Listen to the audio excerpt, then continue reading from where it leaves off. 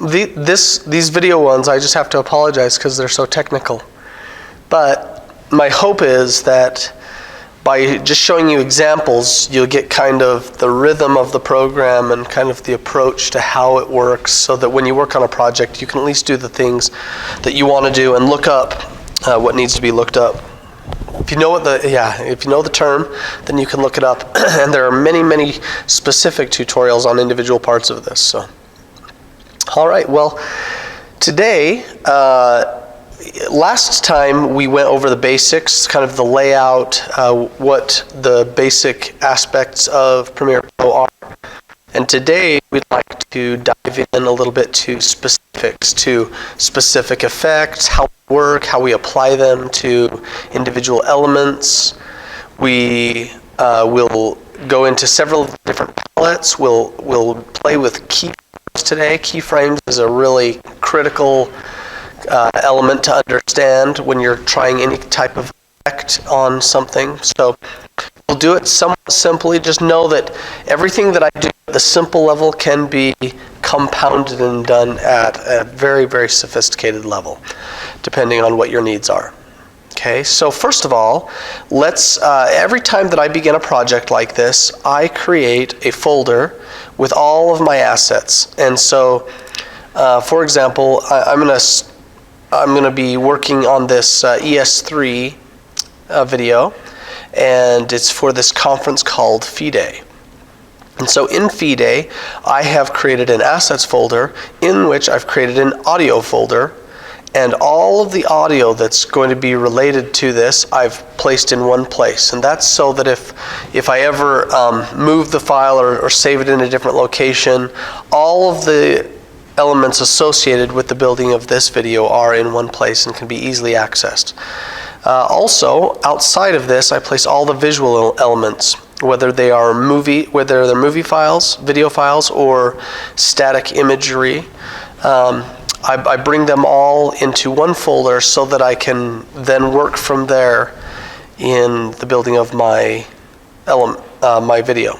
All right, so over here in the video, we have the project folder, and the project folder is where I would drag and drop all of my elements, audio and visual. So I drag them in here, and it creates a library from which I can then drag onto, so I can drag any element. This is an audio element, for example. I can drag it onto my timeline, where I can begin to then work with it.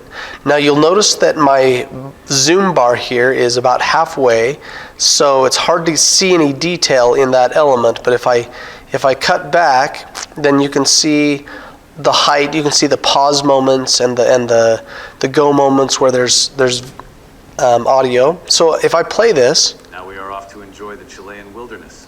Okay, so you'll see that it moves pretty quick through that little space, and if I do it slower,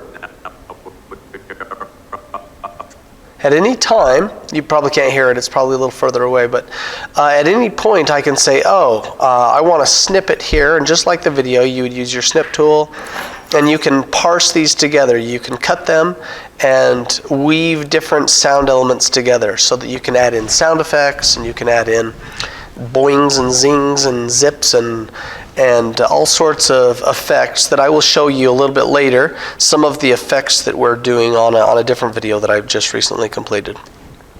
All right, so with all of these, you have the ability to expand right here, this section here, so that you can see, you have greater control over the audio files. And here, this line here in the middle allows you to do what's called audio gain. Audio gain will allow you to make the audio louder or quieter in that given section of the video. So now you see that it's where I snipped it, it's not going beyond the snip. So for example, if I play this back, you'll be able to hear the difference with. Now we are off to enjoy the Chilean. See how it goes quiet as soon as we get past the audio gain. So if we want to create, if we need one element to be louder than the other, then you play with the audio gain so that there's a nice balance between the two. Now let me show you how that works.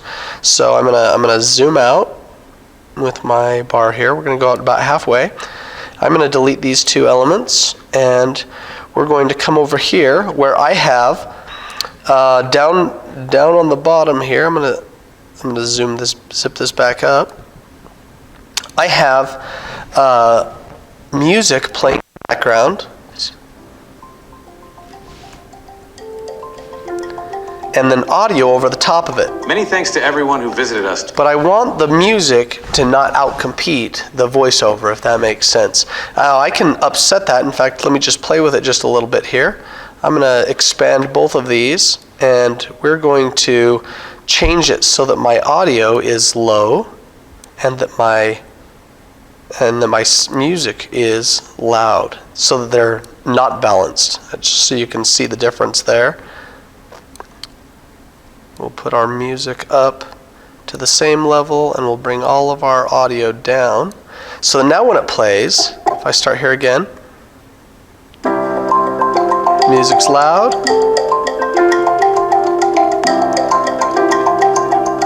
Can't even hear the audio, right?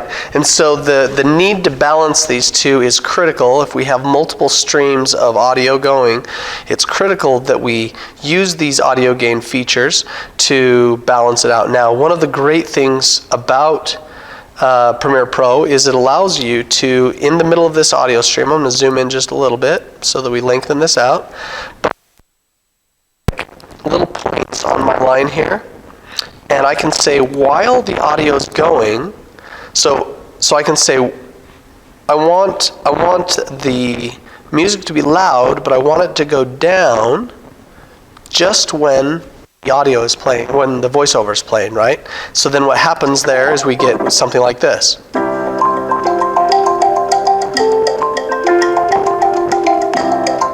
Many thanks to everyone who visited us during FIDE 2024. Now, obviously, I went way too drastic, right? And we'd want to find a nice balance there. But I went drastic so you could see that obviously the sound drops off. It drops back drastically, and in order to compensate for allowing the voiceover to do its thing. All right, so just know that adding points, you add the points using the P tool, right? So that at any point here, I can add as many points as I want, and then to move those points, we go back up here to our pointer tool here, and I can spike this, which will be super wacky weird. This is not something you would normally do, but just so that you can see how it would work. Many thanks to everyone who visited us during FIDE 2024.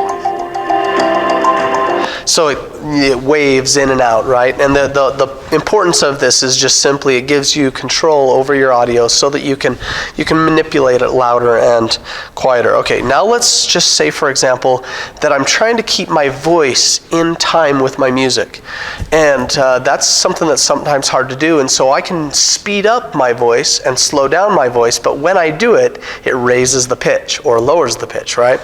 So I'm going to speed up my voice here, or maybe I'll slow it down. Yeah, let's do that. I'm gonna bring my voice over just a little bit. I'm gonna come into my right click here, and we're gonna go into speed duration. In the speed duration, I'm gonna make it 60%, which means it's gonna move way slower. So now when we listen to it, I'm gonna turn off, I'm gonna mute my my music. I'm just gonna focus on the voiceover right now. Now it says, many thanks to everyone who visited us during FIDE 2024. So it slowed it way down, but it also dropped the pitch of it, right? And so they have an element over here in effects called pitch shifter. So when I type in pitch, and you'll see that many different pitch related items come up in my effects, I'm going to grab this one called pitch shifter. And when I apply that over here, I can edit it by clicking up here in my audio effects. I can edit that, and I can say, oh, I want to raise that back up. And this comes in two different, it comes in semitones, and cents. A cent would be 1/100th of a tone. So if I go up one notch, I can also add 30% or 50% or 100% up to get it exactly precise. And play it back, It's slower, but Many thanks to everyone who the pitch visited us. the pitch during comes back Fee up, Day. right? Now it's not quite there yet. Now he's really lethargic and slow, but if you want to make somebody feel drunk, right? Slow down their voice, but leave their voice the same. So get back on the pitch. Let's raise it just a touch more, and now let's listen to it. Everyone who visited us during Fee Day 2024. So it totally sounds drunk now. And those are types of effects that are fun to work with. You know, sometimes you want to speed up your voice so that it'll fit within a little bunk, bunk, bunk, within a beat with the music, but you don't want to change the pitch, right? And so just monkeying with the two elements allows you to get the right pitch, but the right speed. The principle is going to apply to other elements as well. Let's just say that now I have a visual element. In the video here, let's say that I've got this blue background, and let's just pretend for just a moment that I wanted it to be an aqua background, not a blue background, right? I'm gonna kill what I was searching for so that I'm presented with all the effects again. Video effects, and one of the video effects that I can work with is color correction. So here in the color correction, there are several different ways that you can do it. One of the ones that I found to be the most useful is so I'm gonna play with these three: brightness and contrast, symmetry, color, and tint, just so you can see how they work here. But I'm going to apply them to just the blue sky, which I've named blue sky here. Okay, so I've placed it on there. Now when I drag it onto my element over here in the timeline, then what it does is it adds that as an element here in my edit mode. It adds it as one of the characteristics that I can then monkey with. It gives me features. Before, if I back up, that option is not there. That brightness and contrast, that option is not there in relation to this element. So first we drag it onto the element, and then we can play with.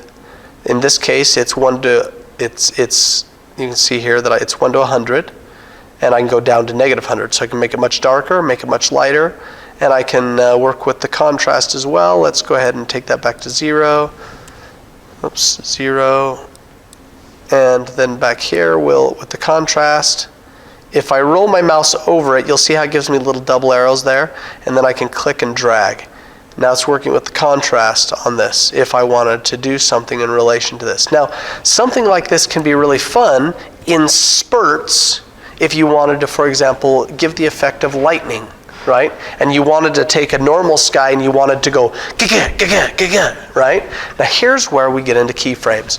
Now I'm going to show you this with brightness and contrast, but just know that this principle applies to any effect that we add to our first of all, this has its own slider, so I can zoom in or zoom out based on the timeline.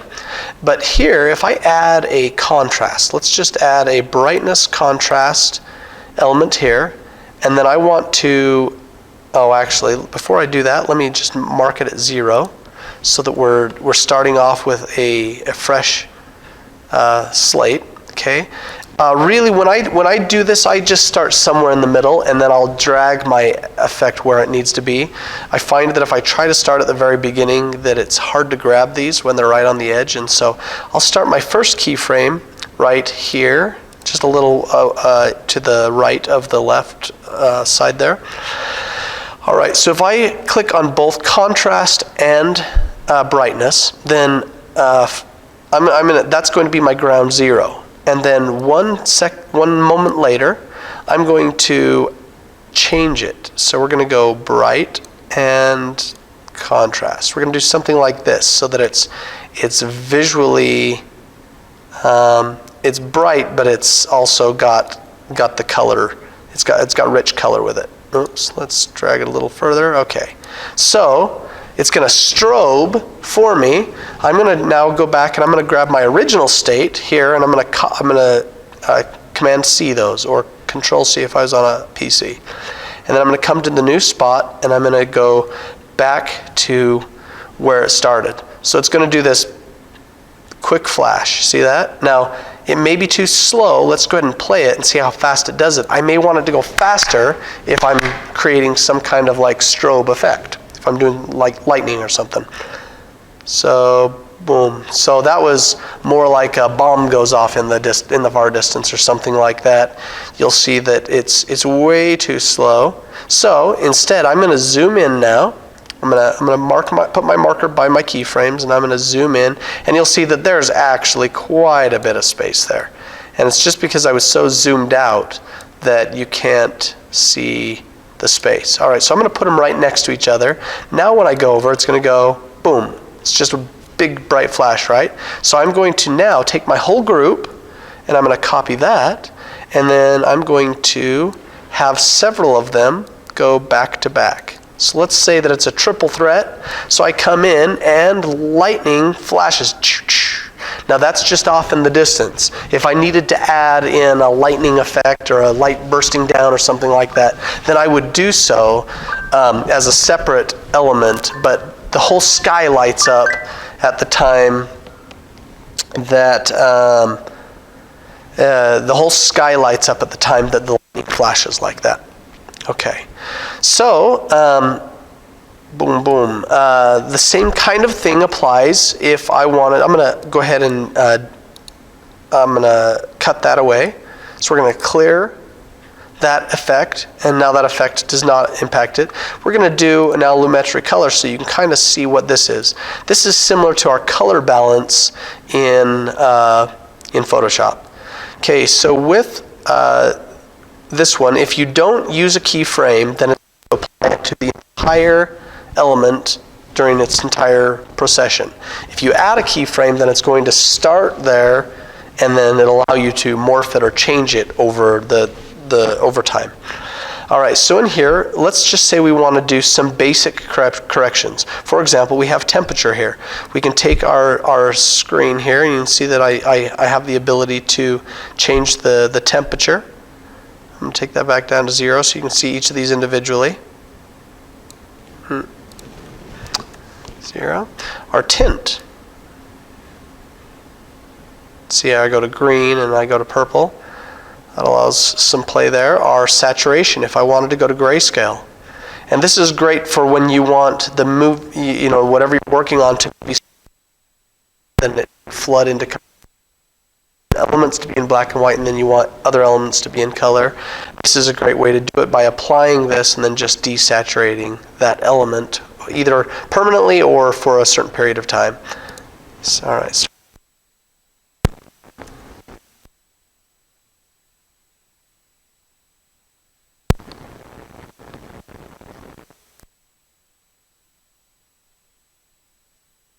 tint to 0. All right, exposure, so the amount of light, right? So some of these are camera terms. Our contrast, we already had the contrast on that other one with the brightness and contrast, but it works.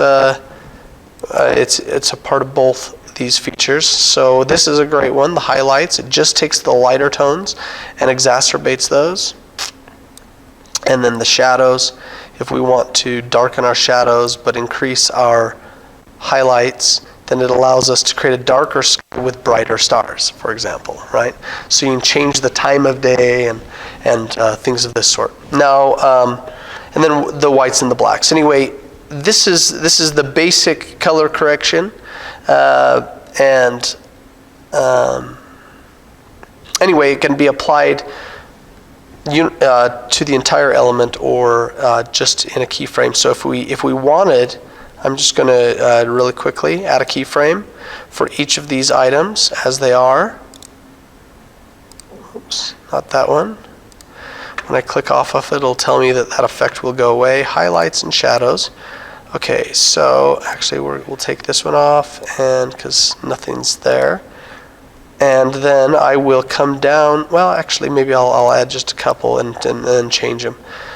All right, and exposure. And then when I come down the line, then I can just modify them based on what it is that I want to do. We'll desaturate it a little bit, increase our exposure, knock down the highlights, and bump up the shadows. All right, and now I've got this gradual, because of how much distance I have between my keyframes, I have this gradual shift in the way the sky looks. Okay, so that's that's color. I'm gonna go ahead and clear this. We're going to, well, actually, maybe I should, no, just know that all of these elements can be played with. This is in basic color correction, and then we have some creative options that will allow for different hues and saturations with the shadow tint and the highlight tint. Your tint balance curves are a lot of fun. Right here, basically on dragging different parts of it allows you to really manipulate the lights and the darks together, creating different types of wave patterns. My recommendation is, if you want to learn how to do curves, work in something like Photoshop first so you understand the way curves work, and then apply the same understanding in Premiere Pro. Alright, so we're going to come back here and we're going to clear our Lumetri color. Now, as this plays through, I want you to see how the sky moves. It does two types of movement. If I click on my sky and go to the beginning, I have both position and scale activated. So it's going to start at 0 and 0 on both, but it's going to move up, that's the position part, and then it's going to move toward you. It's going to get bigger, which is the scale part, and what that looks like is something like this. So there's a little bit of motion behind my logo, and you can see that there is a world. Here, I'm going to zoom out for just a moment so you can see the whole thing and how it's working. Let's go ahead and grab the logo and the background, and we would see something like this. So the logo comes in, the logo moves out, and then our world kind of presents itself as part of this presentation. Okay, so that's how you would do that. It's just a static image. The image itself just looks like, let me just find the image so you can kind of just see what it looks like.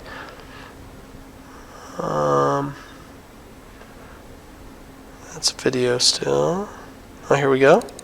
So this is just the image, it's just a single picture that I did, but the movement part is not, and frankly, this is how a lot of Star Wars was filmed, just with pictures in the back and then actual models moving in the foreground. So